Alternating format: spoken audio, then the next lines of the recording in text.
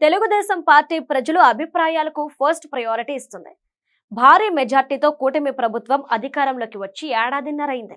ఈ సమయంలో ప్రజల ఆలోచనల్లో ఎలాంటి మార్పులు వచ్చాయనే విషయంపై అంతర్గత సర్వే నిర్వహించారట. అధికార కూటమి మీద పబ్లిక్ ఒపీనియన్ ఎలా ఉంది, అపోజిషన్ లోకి వెళ్లిన వైఎస్ జగన్ పై జనాలు ఏమంటున్నారో తెలుసుకునే ప్రయత్నం చేశారు. ఈ సర్వేలో కూటమి ప్రభుత్వంపై ప్రజల్లో సానుకూలత ఏమాత్రం తగ్గేదే లేదని తెలుస్తోంది.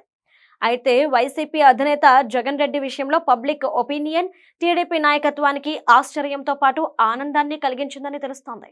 వైఎస్ జగన్ పేరు చెబితే ఆంధ్రప్రదేశ్ లో మెజార్టీ ప్రజలు ఇప్పటికీ భయపడుతున్నారట. దాదాపు 60% మంది ప్రజలు జగన్ పాలన అంటే దౌర్జన్యాలు, దాడులే గుర్తుకొస్తున్నాయని చెప్పారు. ముఖ్యంగా 4 అంశాల్లో జగన్ అంటే భయం వ్యక్తం చేస్తున్నారు. వీటిలో మొదటిది అమరావతి. మళ్లీ జగన్ వస్తే రాజధానిని నాశనం చేసేందుకు ప్రయత్నిస్తారని ఏపీలో మెజార్టీ ప్రజలు భావిస్తున్నారు. లిక్కర్, ఇసుక వంటి అంశాల్లో జగన్ మళ్లీ గత విధానాలే తీసుకొస్తారని ఎక్కువ మంది ఒపీనియన్.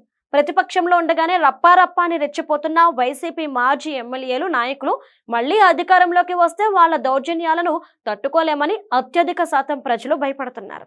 రివర్స్ టెండర్లు, పరిశ్రమలను తరిమేయడం వంటి నిర్ణయాలతో ఏపీ అభివృద్ధిని రివర్స్ చేస్తారనే ఆందోళన చాలా మందిలో కనిపిస్తోంది.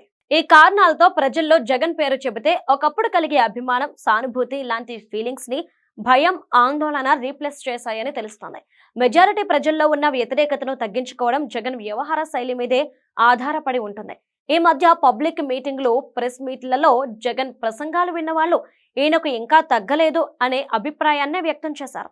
ఏదేమైనా జగన్ ఇంకో 15 ఏళ్లు ఇలాగే ఉండాలని టీడీపీ నాయకత్వం కోరుకుంటే ఆశ్చర్యపోవాల్సిన అవసరం లేదు.